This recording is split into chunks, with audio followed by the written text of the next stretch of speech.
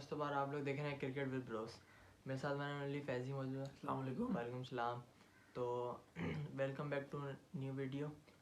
तो आज का जो हमारा टॉपिक है पाकिस्तान के प्रीवियस मैच के हवाले से है और अपकमिंग जो नेक्स्ट मैच है उसके हवाले से, दोनों हवाले से बताएंगे कि बैक में क्या परफॉर्मेंस रही है और आगे कुछ चेंजिंग है स्क्वाड में, या क्योंकि जाहिर सी बात है परफॉर्मेंस आपके सामने आपको नज़र आ रही है। 2 मैच हम लूज़ कर चुके हैं पहले ही, तो उस हवाले से बताएगा ज़रा क्या चेंजेस हैं, कुछ है या फिर भाई पहले तो हम शुरू में बात कर लेते हैं सेकंड T20 आई के अंदर। सेकंड T20 के अंदर जो है हमारी परफॉर्मेंस जो है वो थोड़ी बेहतर नज़र आई है इंस्टेड के जो फर्स्ट हमारा T20 था जिसके अंदर हमने 226 रन कंसीड किए थे। सेकंड T20 के अंदर भी न्यूजीलैंड ने पहले बैटिंग करी और हमने बहुत अच्छी परफॉर्मेंस दिखा के, ये तो नहीं कहेंगे कि बहुत एक्स्ट्राऑर्डिनरी कर दी, लेकिन जो फर्स्ट मैच था उसके मुताबिक अगर देखा जाए तो थोड़ी बहुत अच्छी नज़र आई कि हमने थोड़ा रन कम किए, लेकिन डेथ ओवर में आके किया। शुरू में हमारी वही कुट्टस लगी, साफ सी बात है भाई, कुट्टस ही बोलेंगे। जिस तरीके से वो मार रहे थे 8 ओवर के अंदर वो 91 रन बना के बैठे हुए थे, एक उनका आउट था खाली। उनके ओपनर ने 46 गेंदे खेल के 74 रन पहले ही बना के जा चुका था वो। तो जी हमने सिर्फ और सिर्फ आके जो अपना डेथ ओवर होते हैं वो 16 से 15 से लेके 20 के दरमियान में वहाँ पे आके रिकवरी करी है, वहीं पे हमने विकेट्स लिए हैं, सारी विकेट्स भी वहीं लिए, रन भी वहीं रोके हैं। अगर वो 4-5 ओवर जो है हमारे वो नहीं अच्छे आते तो ये फर्स्ट T20 से भी ज़्यादा स्कोर जा रहा था।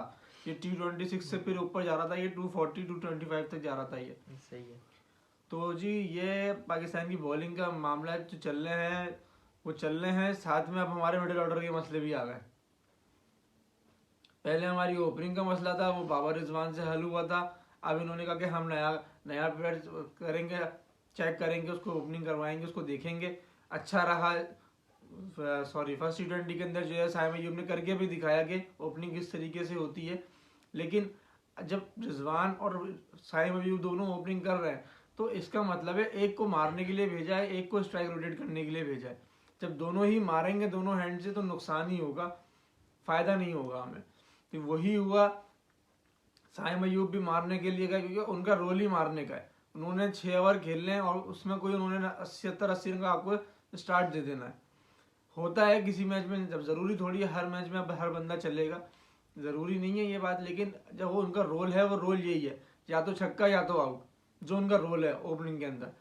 रिजवान का रोल क्या है, स्ट्राइक रोटेट करें, जो बॉल मिले उसको मारे, हर बॉल पे नहीं मारे, ये काम साइम अयूब का है। लेकिन साइम अयूब आउट हुए तो उन्होंने भी यही किया कि अब मैं मारूंगा, वो भी मारे, वो भी आउट होगा। लेकिन उसका फ़खर ज़मान है, फ़खर ज़मान ने पर प्रूव कर दिया कि वो क्यों फ़खर ज़मान है, उन्होंने दिखा दिया कि कोई न्यूजीलैंड से अलग ही क्लैश चलता है भाई।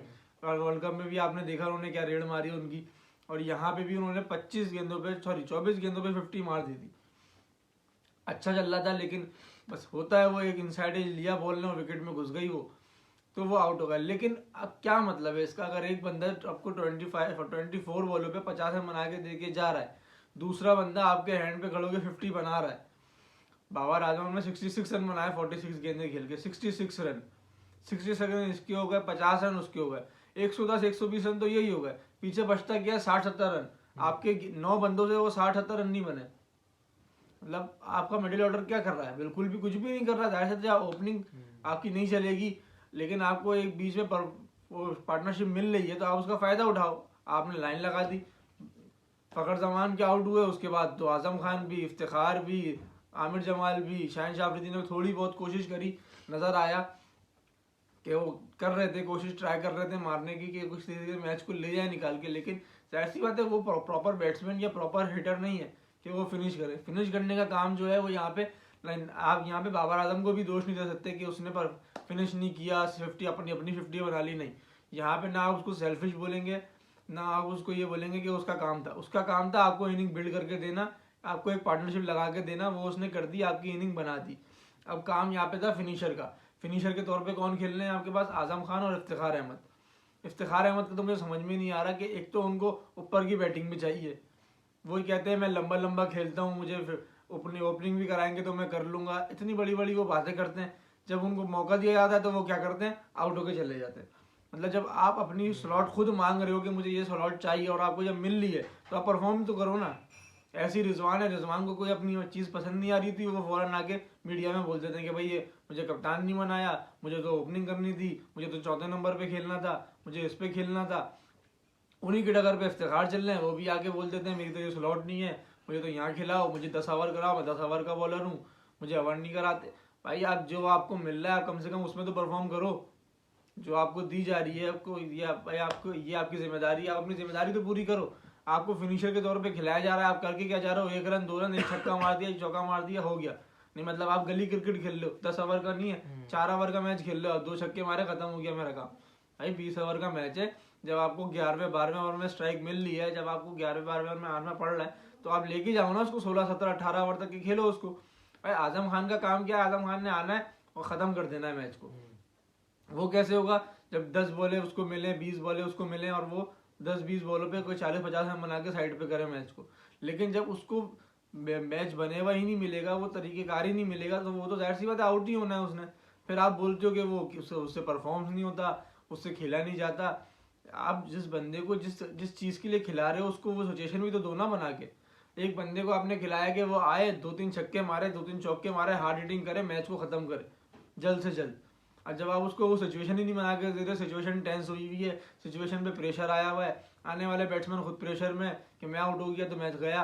अब जब ऐसे में बंदा खेलेगा तो वो कैसे खेल पाएगा, वो तो बेचारा इसी चक्कर में आउट हो जाएगा कि मैंने अगर मारा नहीं तो भी मेरा नुकसान है, अगर मैं नहीं मारूंगा तो भी मेरा नुकसान है। वो तो फिर हिट पे ही जाएगा, जाहिर सी बात है, लगे ना लगे, क्योंकि उसका काम ही यही है, उसने मारना है।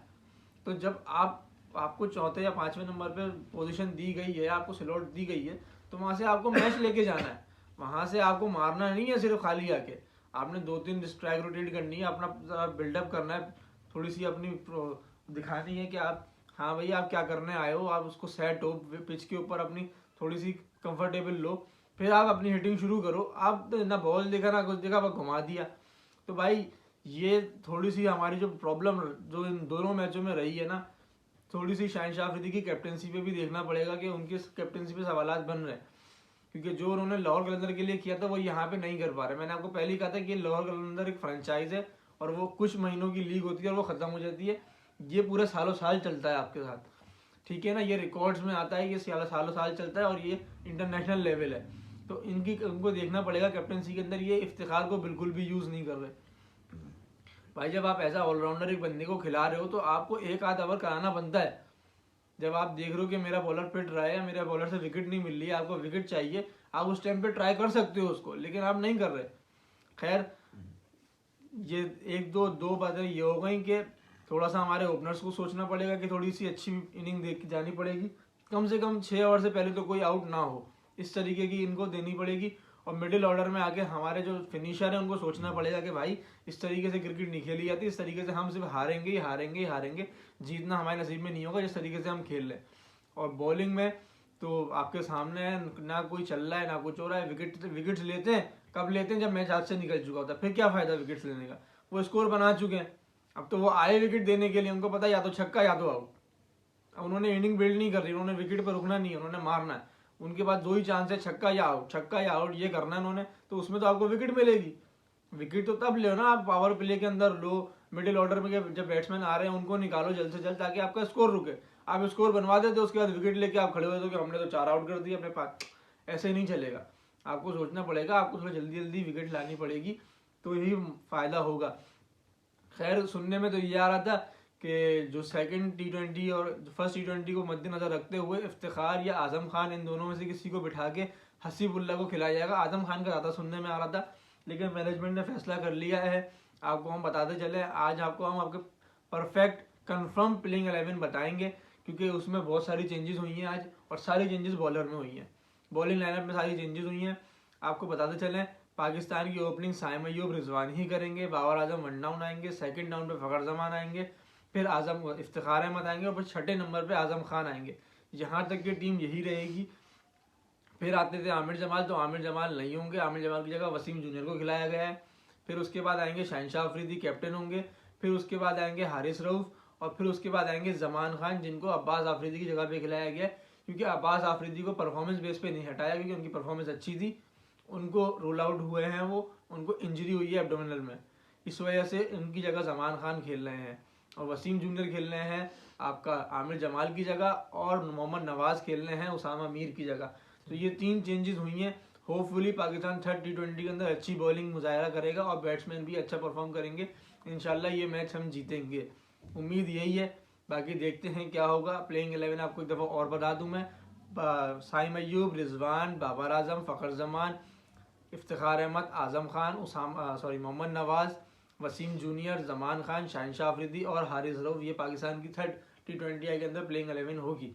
ठीक है जी, आज के लिए इतना ही, हमको दीजिए इजाज़त।